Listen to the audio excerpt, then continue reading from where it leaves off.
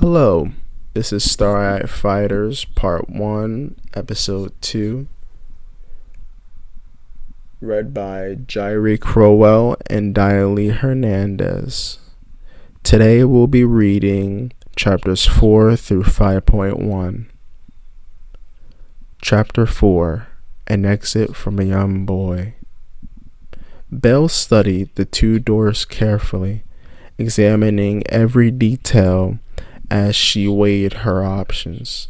After a moment, she decided to try her luck with the right door, which seemed less menacing than the ominous one on the left. Just as she reached out to grasp the handle, the sound of heavy footsteps echoed from the darkness surrounding her.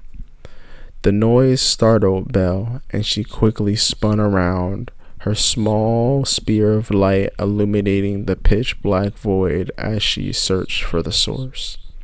"Who's there? Show yourself," she demanded, her voice steady but tinged with caution.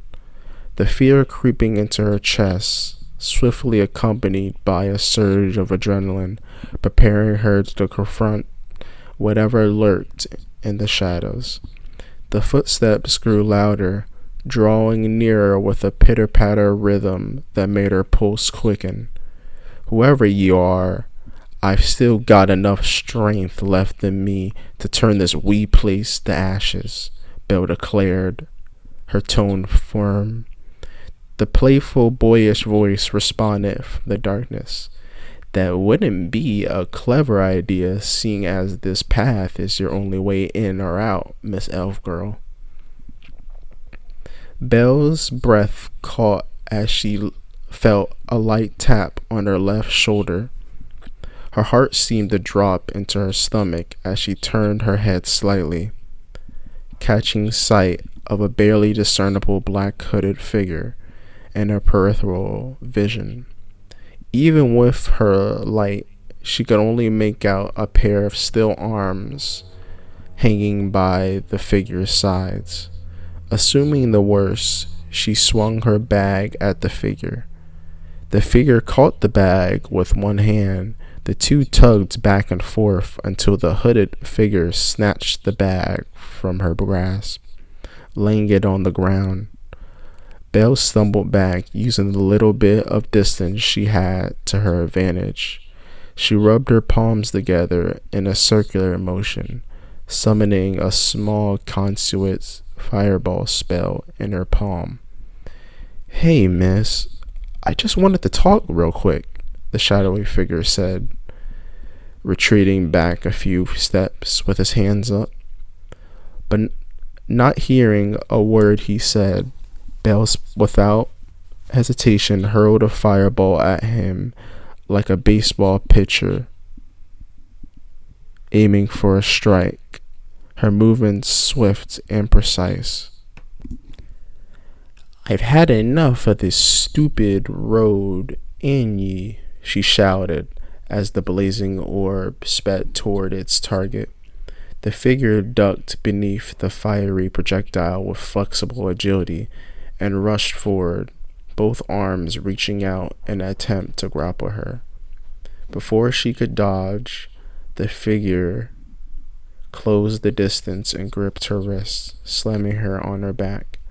The figure lifted her arms above her head. "Sorry," the figure repeated several times. Belle struggled against the vice-like hold, glancing up at her restrained hands and then back at the captor. The figure's hands were small, almost childlike, and she deduced from their size that her attacker was likely a boy, perhaps half her age. His grip, however, was nothing like a kid, overpowering her. She heard his apologies and the hesitation in his voice, but she was too mad at the position she was in to think logically. She kicked the boy in the stomach, making him loosen his grip, and jumped off of her. He swayed side to side, coughed for air, confused by what just happened. confused by what just transpired. Hopping back on her feet, Belle settled herself in an orthodox stance with a furrowed brow. Oi, lad, I used to play on one of the best Gaelic football teams in the world, Belle growled. You'd better brace yourself. Twisting her waist, she swung her right leg in a powerful roundhouse kick. Her foot connected with the figure's head, forcing him to his knees and sending a pair of sunglasses flying off his face. The lenses shattered as they hit the ground. Like a hyena's cry, he yelped out in pain, rubbed the sore spot on his head with a grimace.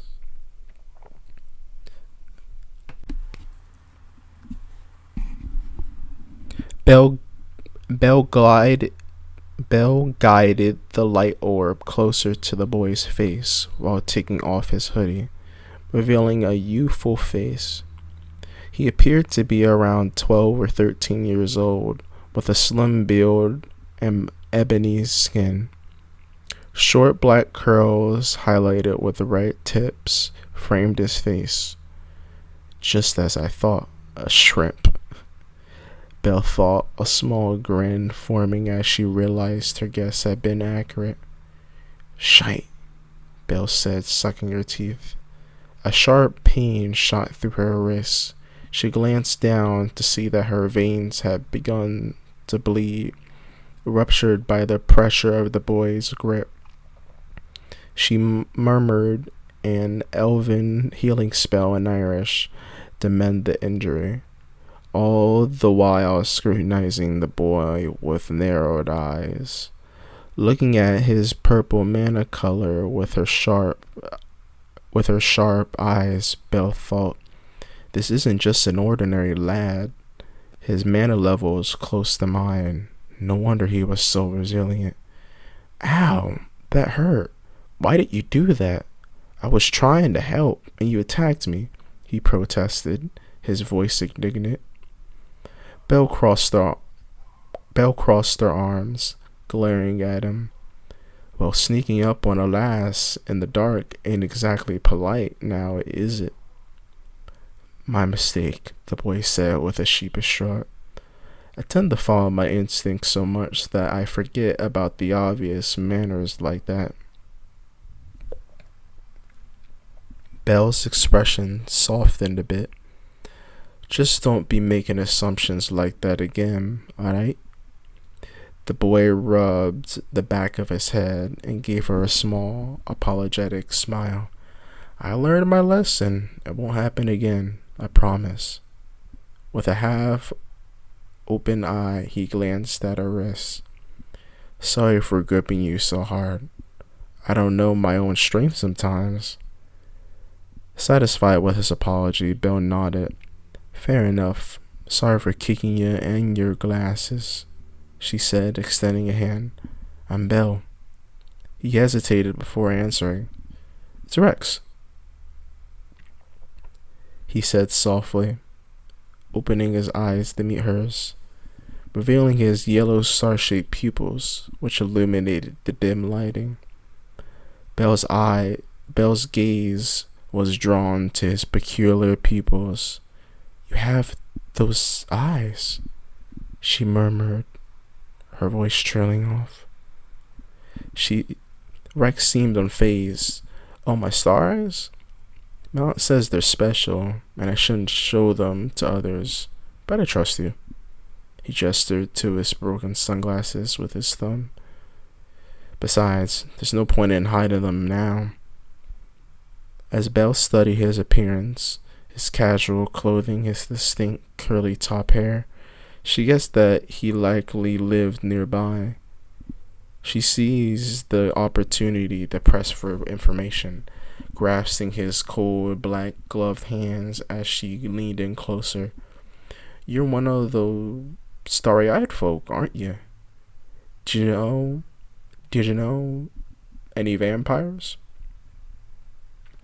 Rex's cheeks flushed as Belle's touch caught him off guard. I know 3, actually. My aunt is one of them. A thrill ran through Belle at the thought of finding what she was after. Can you take me to them? She asked, her voice urgent. I really need to have a word with one. Rex looked away, hesitating. I'm sure my sister wouldn't mind talking to you, but my aunt, on the other hand, doesn't usually meet with outsiders. And I'm not even supposed to be talking to you. But you seem different. Like you weren't a bad person. Belle smiled. Cheers for giving me the benefit of a doubt. Rex nodded. No problem. We don't get many good people around here. He glanced at the right door. Anyway, it's a good thing I stopped you. Only I can open that door. Belle raised an eyebrow. What do you mean by that? Rex pointed to the door. If you had touched it, the protection spell my aunt cast on it would have turned you into a brick, just like the many other travelers who came before you. The thought of becoming a permanent part of the road made Belle's skin crawl. No wonder the magic here felt unfamiliar. It was a mix of vampiric and dark magic, a rare one of a kind type of magic. Thanks for the warning, she said with a nervous chuckle. I don't reckon I'd make a very good-looking brick. Rex grinned proudly. Glad I could help. We should get going, though, he added, glancing at his watch. My aunt will wonder where I am. As they walked towards the star-marked door, Belle cast a sidelong glance at Rex. Why'd you really help me? Surely there've been other decent folks. Rex's expression became pensive. Something about you felt familiar, like I'd met you somewhere. Like I'd met someone like you before, or I was supposed to meet you. I don't know. This just feels right. Belle's thoughts raced. Perhaps he knew her parents, or at least had some connection to them. There had to be a reason his aunt took such drastic measures with the door's spell. Rex opened the door, allowing a bright light to flood the dark path. After you, Miss Belle, he said, holding the door open. Belle squinted against the sudden brightness. Probably best I cancel me light spell now, she said, extinguishing it with a quick sway of her hand. She picked up her bag, dusting it off, and started towards the light. Just before stepping through, she hesitated. Rex, she asked, what would have happened if I chose the other door? A heavy silence hung in the air, and Rex's grip on the door tightened as he struggled for an answer. Finally, he met her gaze with a cold intensity. You don't want to know, Miss Belle. Trust me. Belle shuddered at the thought, casting one last glance at the blood-red rubber door before disappearing into the light.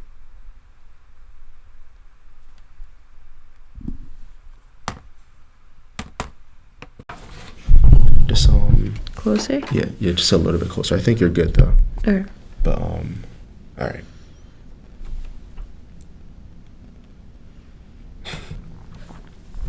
Chapter 5. A quick chilling conversation. Stepping from the doorway, Belle immediately lost her footing on the sleek surface and landed with a thud flat on her backside. Ugh, what the hell? Is this another trap, Rex? She groaned, looking up at Rex, who stood behind her, grinning. Nope, this is just where I live. Well, sort of. We still have a bit further to go, Rex replied, reaching out a hand to help her up.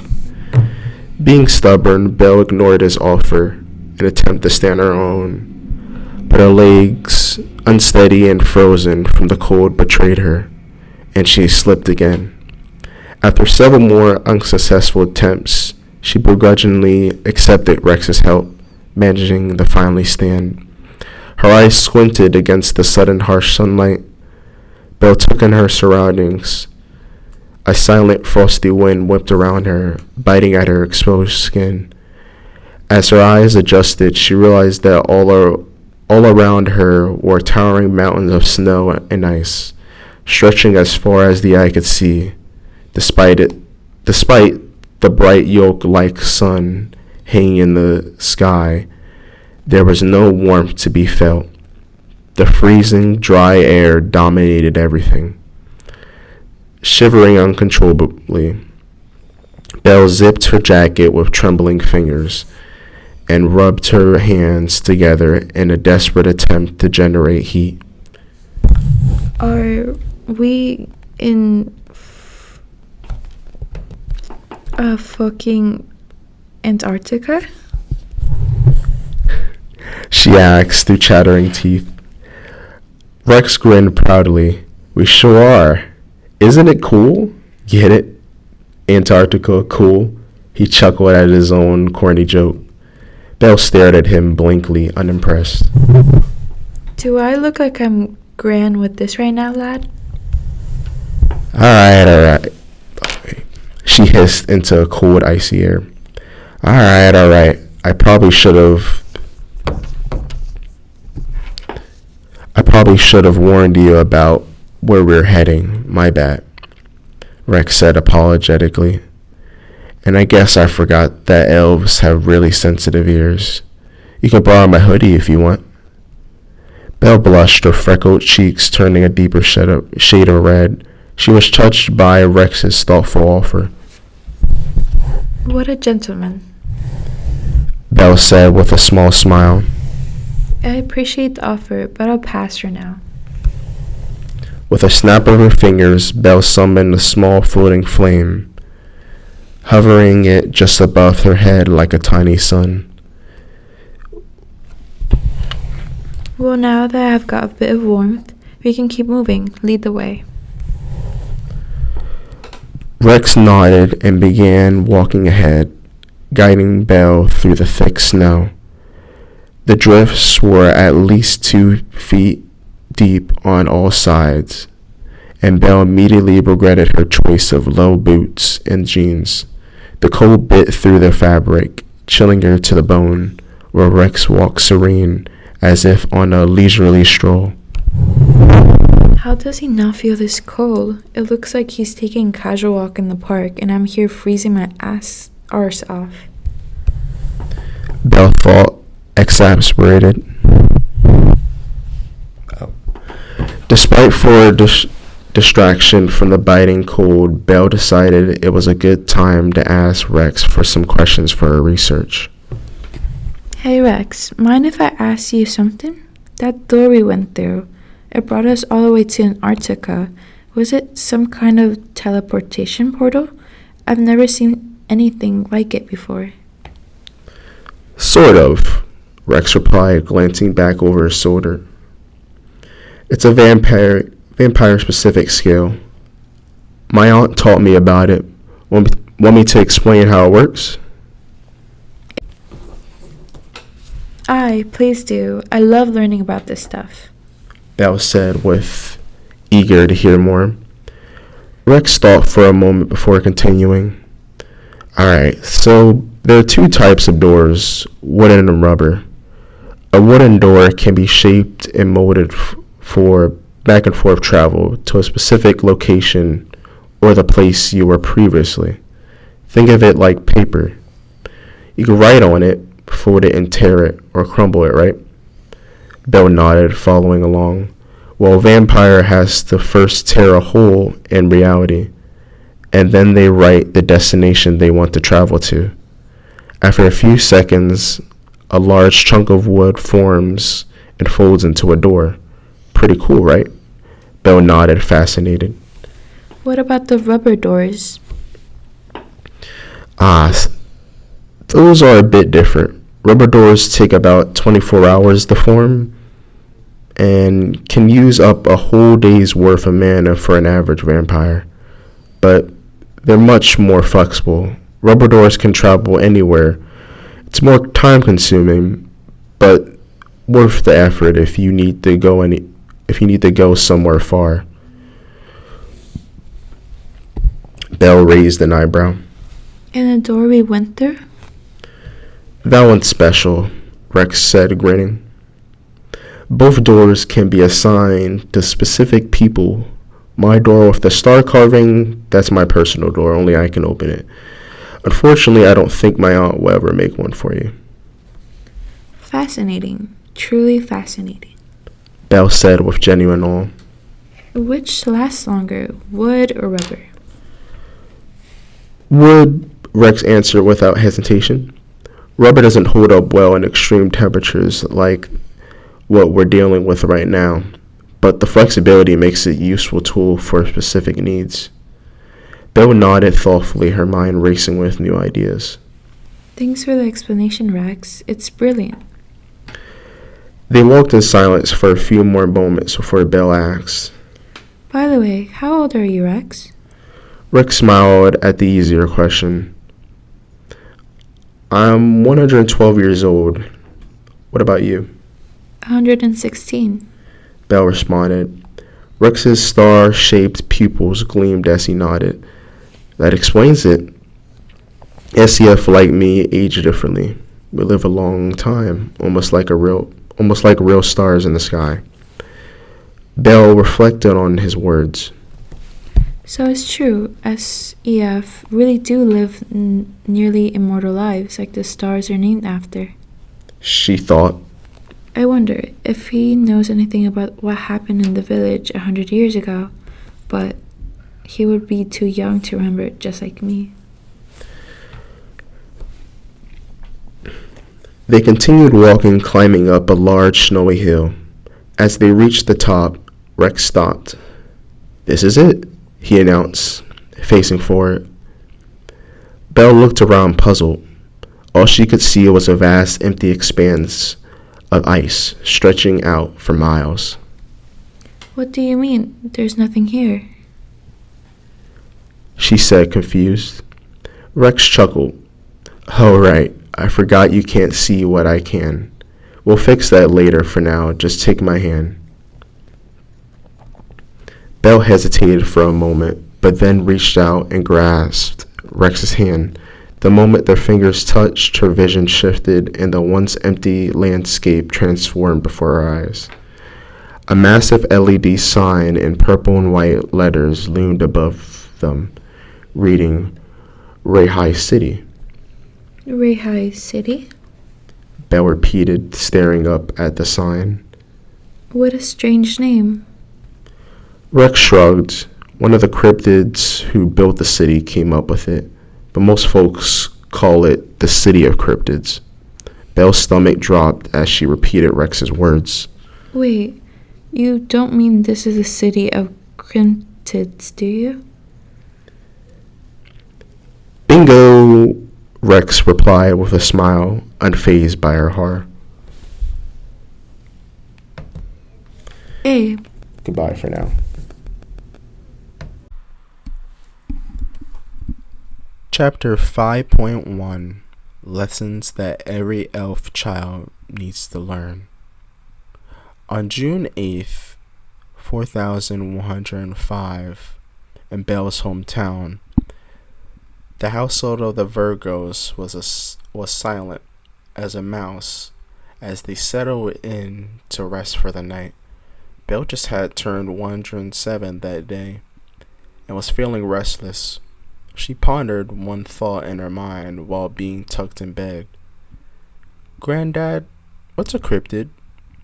young Belle asked, sitting up in her bed with her blanket wrapped around her.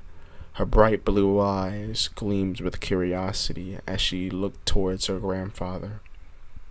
The old elf paused, his hand hovering over the bedroom light switch.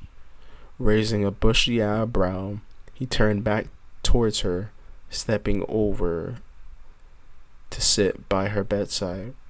Crossing his leg, his blue pajamas crinkling slightly, he leaned back, letting his blonde hair spill over his shoulders. With a deep sigh, he finally spoke. Now, where did you hear that from, lass? Belle gripped her blanket tighter, glancing down. I overheard Granny talking about it with the neighbor at the party today. They sound real scary, Granddad. Granddad let out a low chuckle before shaking his head. Ah, of course you did. That granny of yours has no filter. He ran a hand down his face before patting Belle's head playfully.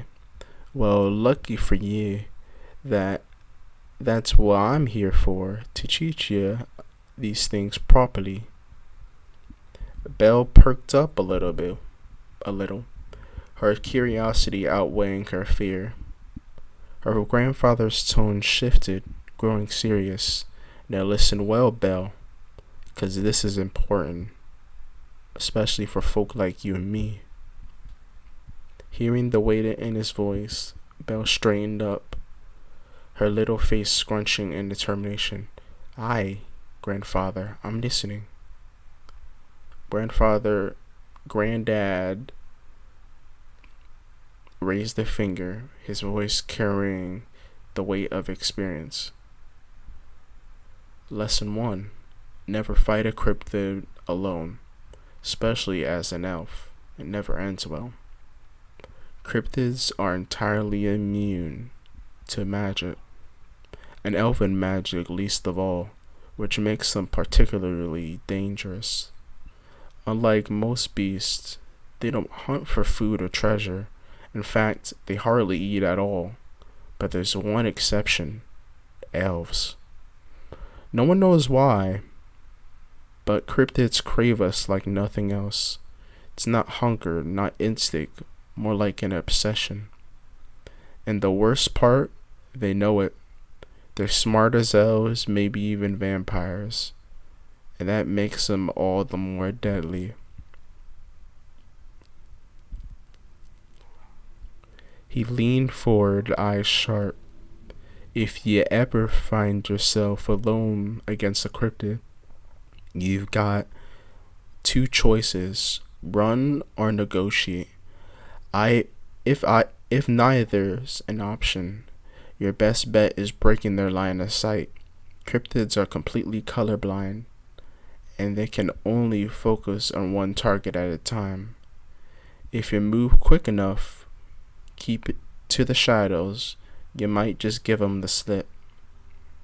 Belle perched on the edge of her chair, listened intently. Her tone carried a hint of curiosity. Why doesn't magic work on them, Granddad? He exhaled sharply. Because, me girl, they are magic. Pure, living, breathing magic. They don't just use it, they are it.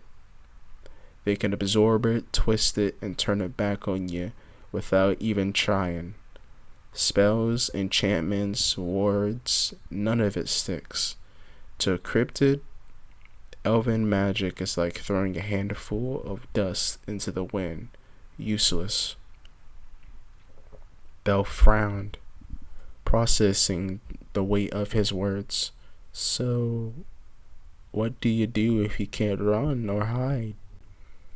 Granddad's expression darkened. Then you'd better pray it's a rare kind of moon, me girl. And if not, you scrap like hell with your own bare hands or weapons. Granddad's voice was low and steady as he continued, his tone carrying a quiet warning. Lesson 2. Never on any circumstances visit the city of cryptids. This should be clear after the first lesson, but I'll say it plain. Set foot in that city, and you may as well be digging your own grave. Belle pulled her blanket tighter around her shoulders, her wide ocean blue eyes never leaving Granddad's face. They say there's a hidden city somewhere in the world, he went on. a place shrouded from the eyes of outsiders where cryptids are born, live, and grow. It's not just their home, it's their stronghold, their kingdom. And to any outsider, especially an elf, it's no place of no return. It's a place of no return. The ceiling fan above them hummed, casting slow-moving shadows across the room. Belle swallowed. But what if someone did return? She asked, her voice just above a whisper. Granddad's expression darkened. Oh, some have, but they don't come back the same. Those who escape speak of a tether, a force that won't let them go. They hear voices when there's no one speaking. They see things in the dark that aren't there. It's like the city never truly lets them leave. Belle's fingers twisted in her blanket, but she was quiet. Granddad softened, reaching out to tuck a stray curl behind her ear. That's enough stories for one night, me girl. Don't need you waking up and screaming about cryptids now, do we? Belle hesitated, glancing at the dim glow of her nightlight. Granddad, have you ever seen one? He paused for a long moment, then pressed a kiss to the top of her head. Some things are better left unknown, love.